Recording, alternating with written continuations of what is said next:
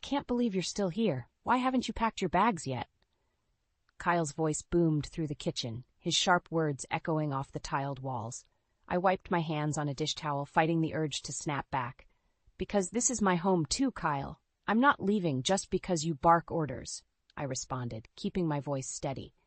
"Don't make this harder than it has to be, Jenna. I can send you packing anytime I want." Funny, I thought I had a say in my own life. I bit back anger, not wanting our 7-year-old son, Evan, to hear us fight again. He was in his room, probably trying to tune out our voices by burying himself in his toys. I turned away from Kyle, focusing on the streaked window above the sink. The yard outside, with its overgrown grass and forgotten swing set, was a far cry from the loving home I'd once dreamed of. The clinking of plates was all the response I gave him. He scoffed and stormed out, but his words lingered like a bad smell.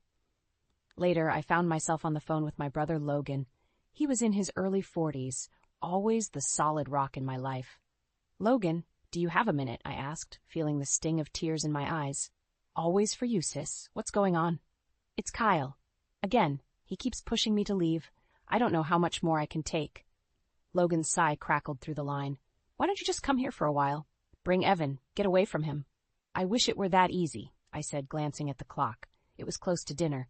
"You know how he is. He won't let me go that easy. Besides, there's Clara to deal with, too." "Ah, the ever-dramatic Clara," Logan muttered. "I swear she lives to make my life hell. She's been staying here more often, criticizing everything from my cooking to how I parent Evan." Logan's voice turned serious. "You deserve better than this, Jenna. So does Evan. Just remember that." I swallowed the lump in my throat and thanked him. Placing the phone back on the counter, I pondered if things would ever change. A tear escaped down my cheek as Clara's words from this morning rang in my memory. "You call this a clean house, Jenna? I can see dust everywhere, and Evan's room is a disaster." I glanced around. It wasn't messy, just lived in, but Clara's version of clean was impossible to achieve with a child around. Evan emerged from his room, rubbing his eyes. "Mom, can we have spaghetti tonight?" I smiled and ruffled his hair. "Sure thing, buddy. Go wash up." As I boiled water, I heard Clara's footsteps. Her perfume announced her presence before she spoke.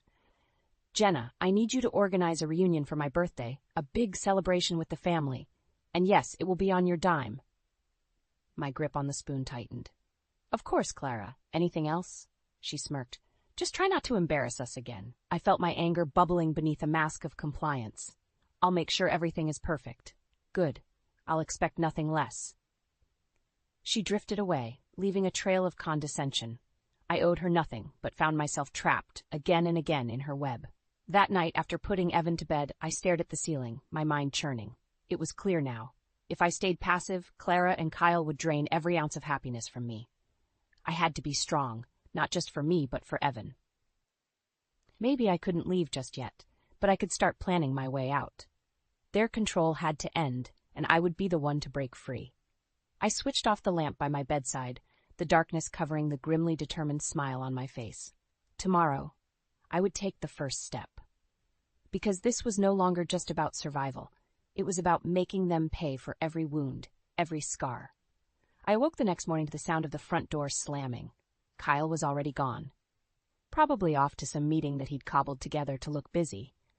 I got up and started my usual routine, putting on a pot of coffee and preparing breakfast for Evan.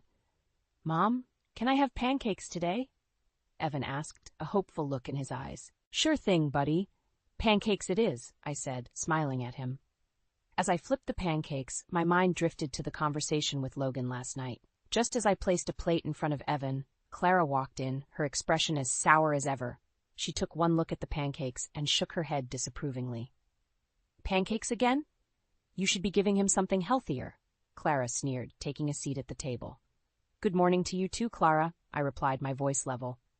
"Morning," she said curtly before turning to Evan. "Your mother should make you oatmeal. It's much better for you." Evan looked confused, glancing between us. "I like pancakes, Grandma." Clara huffed, but before she could retort, the phone rang. I picked it up. "Jenna, it's Emily. I heard about the reunion. Do you need help planning it?" Her voice was warm and understanding. My grip on the phone softened. "Yeah, that would be great, Emily. Thank you." We made plans to meet up later that day to go over the details. The thought of seeing Emily lifted my spirits a bit. She always knew how to make me feel better. After walking Evan to the bus stop, I headed to Emily's office. She greeted me with a hug. "Let's get you some coffee," Emily said, leading me to her cozy office. We sat down and I poured out the whole story. Kyle's threats, Clara's insults, the forced reunion. Emily listened, her face a mask of concern. "Jenna, you're stronger than you think. We'll make this reunion, but on your terms." We spent the next hour brainstorming. Emily's ideas were brilliant. She suggested ways to subtly sabotage the reunion, making it seem like everything was perfect on the surface while slowly exposing the cracks underneath. "That's genius," I said, feeling a strange sense of empowerment. "It's what friends are for." "We'll show them who's really in charge," Emily said, her eyes gleaming with determination. When I returned home, Clara was waiting in the living room, her sharp eyes narrowing as I entered. "Where have you been? This house isn't going to clean itself," she snapped. "I was meeting with Emily to plan your reunion," I said, keeping my voice calm. "Well, make sure it's done right, and remember, no expenses spared. I want this to be remembered," Clara demanded, as if she were the queen, and I, her lowly subject. "Of course, Clara. It will be unforgettable," I replied, and I meant every word. As Clara strutted away, I clutched my phone, ready to text Emily. The plan was starting to take shape. That evening, as I tucked Evan in, he looked up at me and said, "Will you be at the reunion too, Mom?" "Yes, sweetheart, I will. But it's just a party for adults, so you won't have to worry about it," I assured him, brushing back his hair. "Okay, I just don't like it when Grandma makes you sad," he said softly. I kissed his forehead. "Don't worry about that, Evan. Things are going to get better." As I closed his door, I realized that my battle wasn't just for me. It was for Evan, too. Protecting him from the toxic web Clara and Kyle had spun was as important as breaking free myself. The next few days, I worked with Emily on the reunion plans while maintaining a facade of obedience at home. With every snide comment from Clara, with every dismissive glance from Kyle, my resolve hardened. Soon, very soon, they'd all see the truth. And this elaborate facade they had built would come crashing down, leaving nothing but the rubble of their pretenses and lies. Kyle cornered me in the hallway right after I finished tucking Evan in. I could see the frustration etched on his face. "Jenna, about this reunion, I expect you to handle everything. All the logistics, the finances, everything." I nodded, keeping my expression neutral. "Of course, I already have a plan." "You better not screw this up," he added, leaning in close enough for me to smell the whiskey on his breath. "I won't." I stepped back, creating some distance between us. "Anything else?" He smirked. "Just remember, all eyes will be on you. If you fail, it's on you." His threat hung in the air as he turned and walked away, leaving me standing there with a sense of impending doom. My phone buzzed in my pocket. It was a message from Logan. "Need anything? Call me." I felt a surge of gratitude, but tonight wasn't the night to call. Kyle's words still echoed in my head, but there was something else I needed to focus on, figuring out how to turn his arrogance into an opportunity. The next day, I was back at Emily's office. She had files and folders spread out, charts showing everything from seating plans to catering options. "Emily, have you ever managed something this complicated before?" I asked, slightly overwhelmed. She laughed. "This is my forte, Jenna, but more importantly, how are you holding up?" "I'm ready to play my part," I replied. "Kyle wants me to handle everything, and I plan to do just that." A look of concern crossed her face. "We need to make sure you stay focused. Don't let him or Clara break your spirit." "Trust me, they won't get the better of me," I said with a determined smile. Together, we went through every detail. Emily had contacts in every industry you could imagine. We arranged for the best caterers, the most exquisite decorations, and a guest list that would make Clara proud on the surface. But underneath it all, there was a carefully laid trap. That evening, after making dinner for Evan and putting him to bed, I decided to confront Kyle about something that had been bothering me: the finances. I had stumbled across his credit card statements hidden in his office a few days ago. The balances were staggering, and it painted a different picture from the one he usually showed. "Kyle, we need to talk about something," I started as he watched TV. "What now?" he asked, not even bothering to look away from the screen. Our finances. I found some statements, and it looks like we're in trouble. He muted the TV and stared at me. You had no right to snoop around, he snapped. What's going on, Kyle? Why are we in so much debt? All you need to know is that I have it under control. Stay out of it, he said, standing up and towering over me. If you really had it under control, we wouldn't be in this mess, I shot back. He grabbed my arm, not hard enough to hurt, but hard enough to make a point. I said, stay out of it. I wrenched my arm free, my heart pounding. You're playing a dangerous game, Kyle. One of these days it's all going to come crashing down. He laughed, a cold, mirthless sound. We'll see about that. I retreated to my room, my mind spinning with thoughts of what I'd uncovered. It was clear now, it wasn't just about holding my ground anymore. It was about survival and leveraging what I knew to protect myself and Evan. As I lay in bed, my phone buzzed again with a message from Logan. Thinking of you. Be strong. I clutched the phone, feeling a surge of resolve. Tomorrow, I would make a call to my brother, and together, we'd start executing the plan. The clock was ticking, and every second brought me closer to the reunion, closer to exposing the truth. Because in the end, it wasn't just about getting revenge on Kyle and Clara. It was about winning back my freedom and showing them that their reign of terror was over. The following morning, I woke with a clear mission. Jenna 2.0 was ready to fight back. I called Logan, who picked up after the first ring. Jenna, what's going on? He asked, voice full of worry. I need your help. It's about the reunion. I explained the situation and the financial trouble Kyle was hiding. Logan didn't hesitate. I'm here for you. I'll do whatever it takes to get you out of there, he said. I just need to gather more info, cover my bases, I replied. We agreed to meet later to go over the details of what I had found. But first, I needed to put on the show of a lifetime for Kyle and Clara. Emily and I continued with the planning, her keen eye and vast experience proving invaluable. We met with caterers and decorators, inspecting sample menus and color palettes. Every interaction was a chess move, positioning the pieces just right. As we finalized plans, a thought gnawed at me, Clara's real intentions. One evening, while Clara was busy criticizing my choice of napkin folds, I peeked into her study. There, among invoices and old letters, I found her bank statements. It was worse than Kyle's situation. Large sums of money shuffled between accounts, traces of expensive purchases. My eyes widened at the reality that Clara was bleeding funds to keep her control intact. Mom, what are you doing? Evan's voice startled me. He stood in the doorway, his wide eyes reflecting concern. Just some boring adult stuff, sweetie. Why don't you go color? I said, hoping he wouldn't catch on to the tension.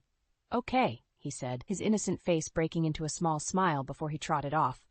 I slipped the papers back and carefully exited the room. As Clara emerged from the kitchen, her eyes narrowed. What were you doing in my study? She demanded, suspicion lacing her tone. Just looking for some old family photos. I lied easily, meeting her gaze without wavering. Don't touch my things, Clara hissed, her nostrils flaring. Later, I met Logan at a small cafe away from prying eyes.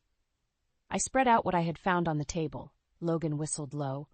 They're neck-deep in debt, he said, reviewing the information. This is my leverage, Logan. This is how I turn the tables. You've got them by the throat, but be careful. They'll retaliate if they suspect anything. I know, I nodded, swallowing my fear, but I'm ready. We created a plan to unveil the financial downfall at the reunion. A slideshow, discreet murmurs among guests, subtle but effective. Our goal was to allow others to piece the puzzle together, sparking doubt. The week before the reunion, tensions were at an all-time high. Kyle was on edge, micromanaging every detail from afar while still trusting me to do the bulk of the work. Clara hovered, her eyes always watching. Emily and I added final touches meticulously, breaking for whispered strategy sessions. Everything needed to be perfect. Imperfection was our ally, hidden among gems. The day of the reunion finally arrived, and the house transformed. Fairy lights twinkled outside, tables laden with gourmet food adorned the living room. It was a vision, a serene facade over a simmering volcano. As Kyle hobnobbed with guests, his laughter loud and falsely jovial, Clara drifted from group to group, ensuring everyone knew she was the grand orchestrator. They bought it, Emily whispered, standing beside me. Good. Now, let's finish this, I replied, my pulse quickening. As the evening wore on, I noticed Kyle's brow furrow, a sheen of sweat visible under the party lights. Clara's smile tightened when guests started murmuring about rumors. "Jenna, a word," Kyle demanded, pulling me aside. His eyes searched mine, confusion and suspicion intermingled. "What's going on?" "I have no idea," I lied smoothly, raising a glass to take a sip. "It seems they're just talking." "You better not be behind this," he snarled, his grip on the glass tightening. "I'm just following your orders, Kyle. Enjoy the party," I said, walking away to mingle with guests, giving them knowing looks and selective bits of juicy information. As the night deepened, the whispered rumors turned into open conversations. The seeds of doubt were blossoming. Clara's mask of control cracked, and Kyle's facade began collapsing under the scrutiny. I watched from the corner, standing with Emily, strength pulsing through my veins. The time for everything to crumble was near. The empire of lies Kyle and Clara built would not survive this night, and come morning, freedom would finally be within my grasp. The main event of the evening approached, a speech from Clara. She had rehearsed it for weeks, littering it with references to her benevolence and family values. Standing in front of the guests, she cleared her throat, her voice ringing out. "Good evening, everyone. Thank you all for being here to celebrate my birthday and the unity of our family." Kyle stood by her side, nodding along. His eyes darted nervously through the crowd. I exchanged a glance with Emily, who gave me a reassuring nod. "We have so much to be grateful for, and I'd like to take this moment to express my sincere gratitude. It hasn't always been easy," Clara continued, her voice tinged with fake humility.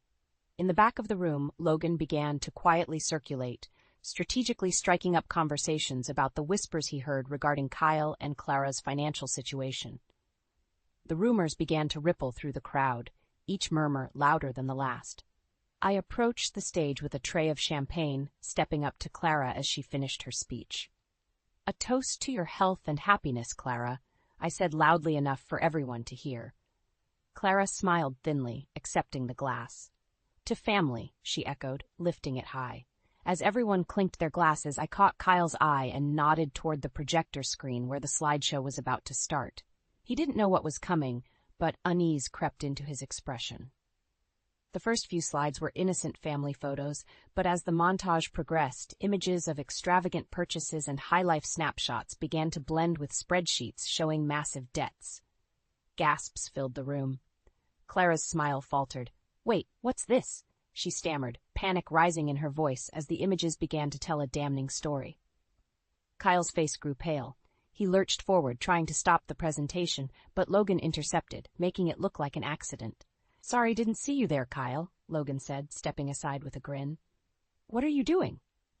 Kyle hissed at me, his voice low and venomous. "Just sharing a complete picture of family unity, like Clara said," I replied, my eyes cold. Murky secrets spilled out as the slides continued. Faces in the crowd turned from curiosity to shock, disgust tracing their features.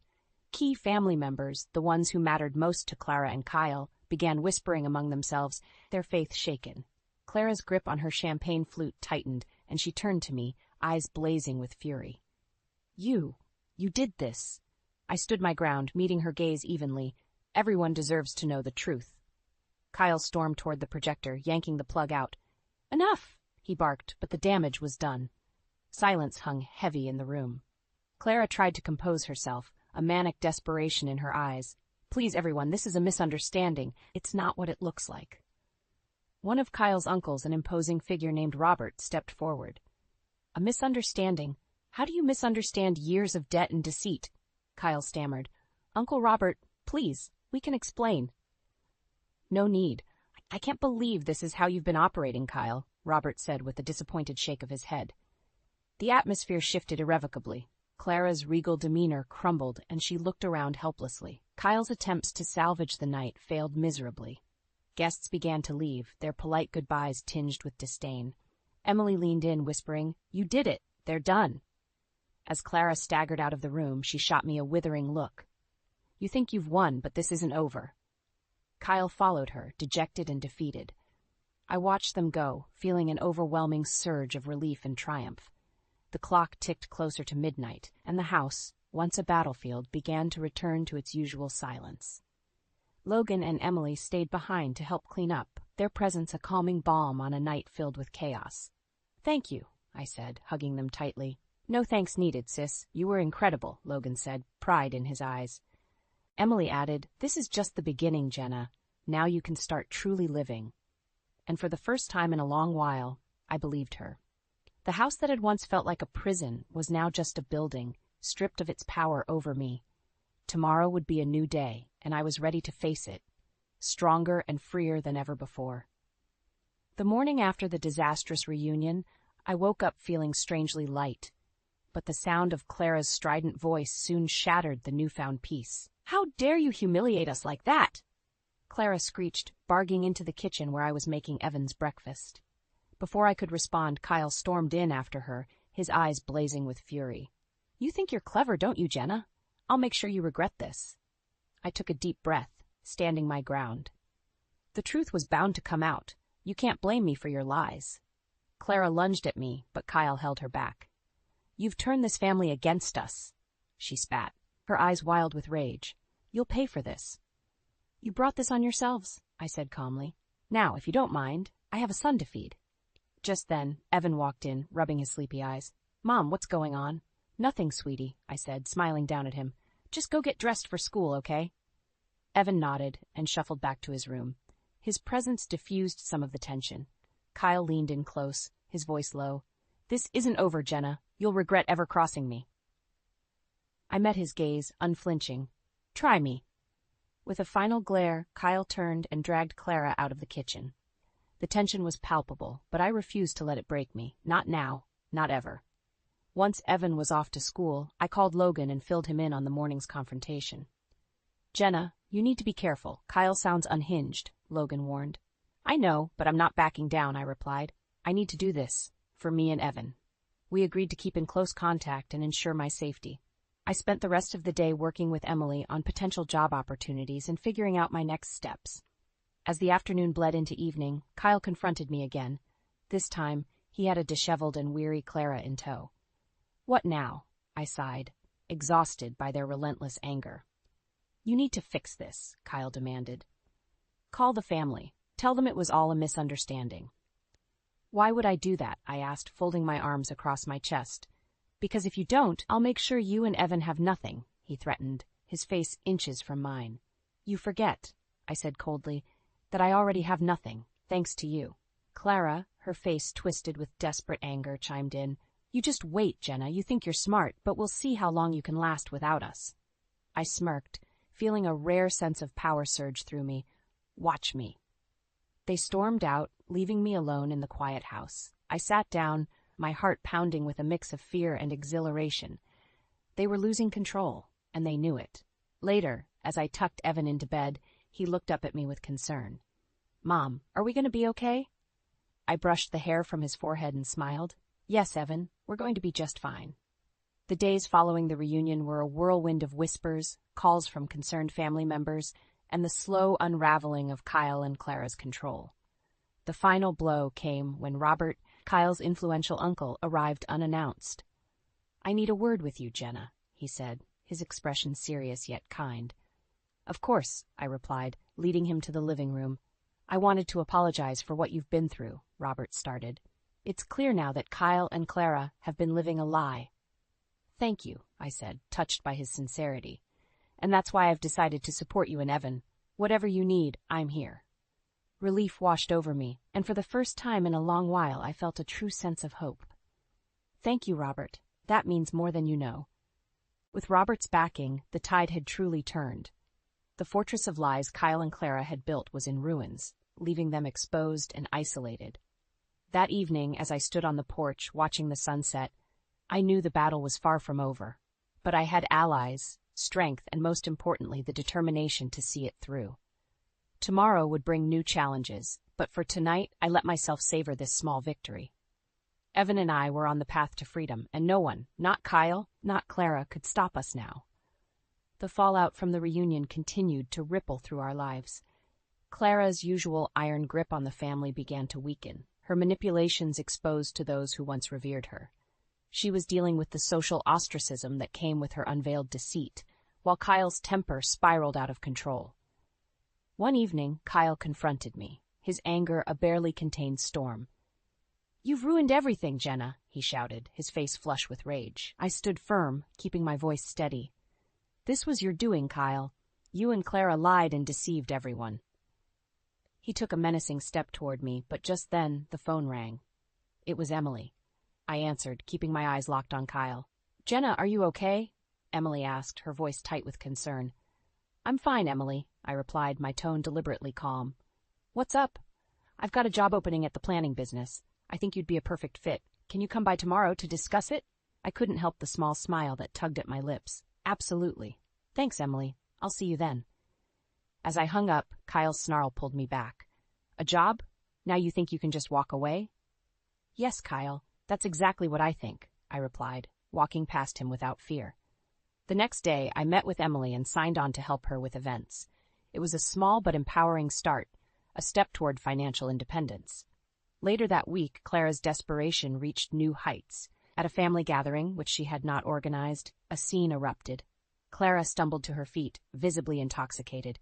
"You all believe Jenna's lies over your own blood," she shrieked, swaying slightly. I watched from the corner, seeing key family members cringe and move away. Robert stood up, his face displaying a mix of pity and disdain. "Clara, sit down before you make a bigger fool of yourself," he commanded. "Fool? You think I'm a fool?" She laughed, a high-pitched, unsteady sound. "You're the fools for turning against me." Kyle tried to pull her back, whispering urgently, "Mom, stop this, you're embarrassing us." But Clara pushed him away, her expression wild. "No, they need to hear this. Everything I did was for this family, for you, Kyle." Robert intervened, his voice sharp. "Enough, Clara. We've had enough of your lies." Her face twisted with rage and hurt, and she began to cry, finally breaking down in front of everyone. Kyle looked around, his face red with shame and anger. Feeling the moment was right, I stepped forward. "It's time to end this charade, Clara. The truth is out, and it's better for everyone if you just accept it." Clara's eyes locked onto mine, filled with pure venom. "You think you're so righteous, Jenna, but you'll pay. Mark my words, you'll pay." With that, Clara stormed out, and Kyle followed her, his steps heavy with defeat. The room remained silent, filled with the weight of the evening's drama. I slowly released the breath I hadn't realized I was holding. Robert approached me. "You handled yourself well, Jenna. Don't let them drag you down anymore." "Thank you, Robert. I appreciate your support," I said, my voice a little shaky but firm. Returning home, I found Evan drawing pictures at the kitchen table. His innocent presence grounded me, reminding me of what this fight was truly about. "Hey, buddy, what are you working on?" I asked, ruffling his hair. "A picture for you, Mom. See, it's us at the park." I looked at the drawing, my heart swelling with love and determination. "It's beautiful, Evan, just like you." The days went by, and slowly the storms receded. Clara retreated from social circles. Her influence diminished. Kyle, faced with the full extent of his financial ruin, became a shadow of his former self. Meanwhile, my routine with Evan became a source of strength. Mornings full of breakfast laughter, evenings filled with bedtime stories. The toxicity that once dictated our lives was fading, replaced by peace.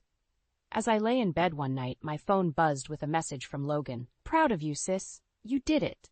I smiled, feeling a deep sense of accomplishment. "Yes, we did," I whispered to myself, knowing this victory wasn't mine alone. Evan's quiet breathing from his room was a reminder that our journey was far from over, but for the first time I felt we were truly free. And that was more than enough to face whatever came next. I moved in with Logan the next weekend, Evan trailing behind me with a backpack full of his favorite toys. Logan's place was smaller but cozy, filled with warmth and comfort, everything our old house lacked. "Welcome, guys," Logan said, helping Evan with his stuff. "Make yourselves at home." "Thanks, Logan, for everything," I replied, giving him a tight hug. Evan explored his new room with excitement, and for once I saw a genuine smile on his face. It was a good sign, one that told me we were on the right path. The next few days were a whirlwind of settling in and adapting to our new environment. I started my new job with Emily, and she made sure I felt at ease. "Here's your desk, Jenna. Everything you'll need is right here," she said, showing me the ropes. "Thanks, Emily. I can't tell you how much this means to me," I replied, my gratitude genuine. "I'm glad to have you on board. We're going to make an excellent team." she smiled, giving me a reassuring pat on the back. Back at Logan's, Clara and Kyle's undoing was becoming a topic of gossip in every corner of our world. Clara had withdrawn, her social circle crumbling. Kyle faced constant scrutiny and was visibly crumbling under the pressure. One evening, Clara showed up at Logan's house, uninvited and visibly rattled. "Jenna, we need to talk," she said, her voice trembling. I didn't bother hiding my surprise. "What are you doing here, Clara?" "I came to make amends," she said, her voice cracking. "Please, I've lost everything." Logan stepped forward protectively. "Maybe you should leave, Clara." "No, let her speak," I interjected, wanting to hear her out. "I was wrong, Jenna, about everything. I see that now," Clara pleaded, tears rolling down her cheeks. "I can't undo the past, but I'm begging you for a chance to make it right." I looked at Logan, then back at Clara. Memories of her cruelty flashed through my mind, but so did the thought of a fresh start. "Clara, I won't forget what you did to us, but for the sake of Evan, I'll think about it." Clara nodded, her face a mixture of relief and regret. "Thank you, Jenna. That's all I ask." As she left, Logan looked at me, eyebrows raised. "You sure about this?" "No, but everyone deserves a shot at redemption. Even Clara," I said quietly. The resolution was fragile, but it was a start. It gave me some closure. Months went by and our new life started to feel like normal. Evan was doing well in school, making friends, and enjoying his childhood, a childhood not overshadowed by anger and manipulation. One day, Emily approached me with a look of excitement. "Jenna, there's an opportunity I want you to consider. A management position has opened up, and I think you'd be perfect for it." I blinked, taken aback. "Emily, are you serious?" "Absolutely. You've proven yourself more than capable. Think about it." "I will," I said, a smile creeping onto my face as I thought about how far I'd come. That evening, I shared the news with Logan. "Emily wants me to take a management role." "That's fantastic, Jenna. You deserve every bit of it," he said, genuinely happy for me. As I walked to Evan's room to share the good news, I found him drawing another picture. This one was of the three of us, Logan, Evan, and me, smiling in front of a house. "Is that our new home?" I asked, my heart swelling with pride. "Yeah, Mom, it's us, happy together," he said with an innocent smile. Tears welled up in my eyes, and I hugged him tightly. "You did a great job, Evan. It's perfect." Looking at the picture, I realized that revenge had transformed into a journey of growth. We had moved past the pain and found strength in each other. No longer bound by the toxic grasp of Kyle and Clara, we were free to rebuild our lives.